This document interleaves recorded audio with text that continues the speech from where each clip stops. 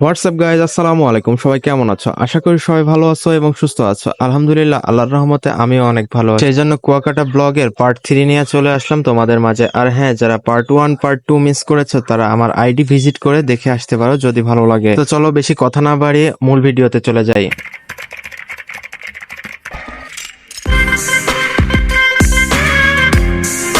Hello বন্ধুরা, welcome back. আমরা রাখাইনপল্লী ঘোরাঘুরি শেষ করে আমাদের প্রাইভেট মামাকে সঙ্গে নিয়ে রওনা দিলাম কুয়াকাটা বিচের উদ্দেশ্যে। তখন সময় প্রায় 11:30টার মতন, কারণ তখন গোসল দেওয়ার সময় হয়ে গেছে। এদিকে রাস্তার অবস্থা তো তোমরা দেখতেই পারতেছো। তারপরে আমরা অনেক চড়াই উতরাই পাহাড় পর্বতের মতন রাস্তা বের হয়ে অবশেষে চলে আসলাম রৌদ্র উজ্জ্বল সমুদ্র পাড়ে। এই চকচকে বালুর উপর রোদ পড়েছে, মানুষের অসাধারণ ঢল নেমেছে। দেখে তো মনটা আকুলি বিকলি করতেছে পানিতে নামার জন্য। সেই জন্য সবাই মিলে তাড়াহুড়া করে সমুদ্র পাড়ের দিকে হাঁটা দিলাম। পরিবেশটা এখন এত সুন্দর লাগতেছে, চারিদিকে শুধু মানুষ আর মানুষ। সমুদ্রের এই অসাধারণ সৌন্দর্য উপভোগ করার মানুষের অভাব নেই। তারপরে আমরা যারা গোসল দেব তারা ড্রেস আপ চেঞ্জ করে রেডি হয়ে নিলাম সমুদ্রের পানিতে নামার জন্য। আর আমাদের ব্যাগপত্র যাবতীয় জিনিসপাতির দায়িত্বে ছিল আমাদের 14 বড় ভাই, কাঁকড়া ধরার স্পেশালিস্ট বিয়ার গিলস হাবিব ভাই। আমি আপনার ভেতরে নামবো পানির মধ্যে। এবার সময়টা পাচ্ছি না। তারপরে ড্রেস আপ চেঞ্জ করে গোসল করার নিয়তে সমুদ্রের দিকে হাঁটা দিলাম।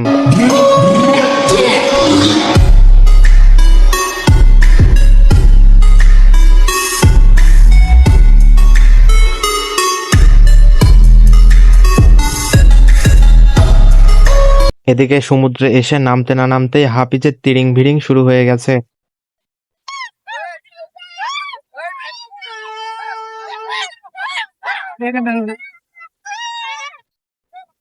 তবে আপনারা যারা ফ্যামিলি নিয়ে কুয়াকাটা ভ্রমণে আসতে চান তাদের উদ্দেশ্যে বলতেছি, আপনারা ওপর থেকে সৌন্দর্যটা উপভোগ করাটাই বেটার হবে। কুয়াকাটাতে ফ্যামিলি বউ বাচ্চা নিয়ে গোসল না করাটাই বেটার আমি মনে করি, কারণ এখানে সেই পরিবেশটা আমি পাই নাই। আশা করি বুঝতে পেরেছেন আমি কি বোঝাতে চেয়েছি। তবে হ্যাঁ, ব্যাচেলার ভাই ব্রাদার বন্ধু বান্ধব নিয়ে অনায়াসেই এখানে এনজয় করতে পারেন, এমন পরিবেশই এখানে।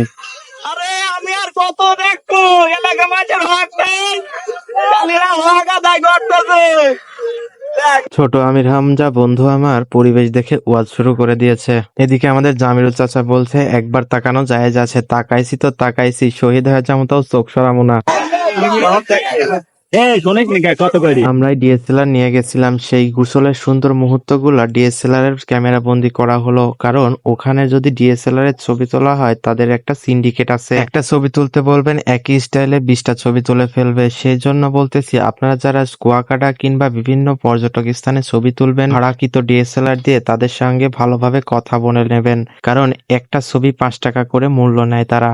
দিনটা ছিল শুক্রবার, এই জন্য আমরা দুপুরের আগেই গোসল শেষ করে রেডি হয়ে গেলাম নামাজে যাওয়ার উদ্দেশ্যে। এবং কুয়াকাটা বিচের সমুদ্রের পাড়ের সঙ্গেই খুব সুন্দর একটা মসজিদ ছিল। আমরা সবাই মিলে সেই মসজিদেই জুম্মার নামাজ আদায় করলাম। দুপুরের নামাজ শেষ করে আমরা খাবার জন্য বের হয়ে পড়লাম। সুন্দর একটা হোটেল খুঁজতেছিলাম, হঠাৎ করে চোখে পড়ে গেল লিটন ভাইয়ের সেই ভাইরাল হোটেল, যেটা আমরা ফেসবুকে দেখে এসেছিলাম। 100 টাকায় তিনি গরুর মাংস দিয়ে ভাত খাওয়ান। তো আনফরচুনেটলি আমাদের ভাগ্য খারাপ, সেখানে এসে দেখি তাদের খাবার শেষ হয়ে গেছে। তারপরে আমরা সেখান থেকে অন্য একটা হোটেলে চলে আসলাম। এখানে প্যাকেজ সিস্টেমে খাওয়ানো হয়। 150 টাকা প্যাকেজ, 1 পিস সামুদ্রিক মাছ, আপনি ভাত ডাল যত ইচ্ছা খেতে পারবেন। তবে এখানে 1 পিস মাছের যে সাইজ, আমাদের এলাকার হোটেলের 3 থেকে 4 পিস মাছ এক জায়গায় করলেও এত বড় হওয়া সম্ভব নয়। আলহামদুলিল্লাহ, অনেক টেস্টফুল খাবার ছিল সেটা। আমরা সেখানে দুপুরের খাওয়া দাওয়া শেষ করে রওনা দিয়ে দিলাম আমাদের পরবর্তী স্পটের উদ্দেশ্যে প্রাইভেট মামাকে সঙ্গে নিয়ে। আমাদের পরবর্তী স্পট লাল কাঁকড়ার চর। আমরা লাল কাঁকড়ার চরের উদ্দেশ্যে রওনা দিয়েছি সমুদ্রের পাড় ঘেঁষে বালুর রাস্তা দিয়ে। আমাদের প্রাইভেট মামা এই বালুর ভিতর দিয়ে উড়াধুরা গাড়ি চালিয়ে যাচ্ছিল।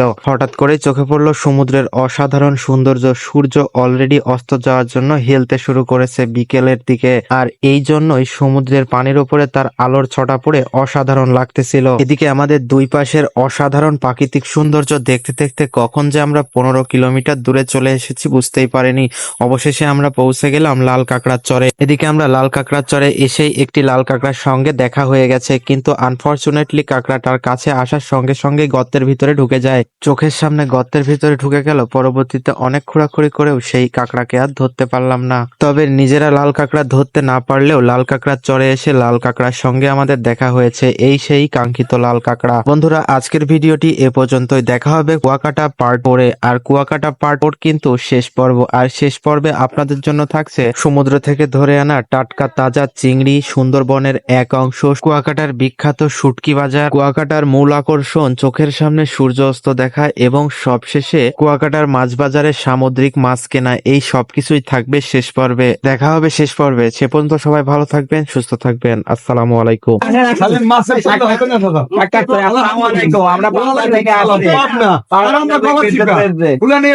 ভারত में बीकापुर और हर रात दोपहर 12টা 1 मिनट। সুবহানাল্লাহ। আলহামদুলিল্লাহ। আবার দেখা হবে।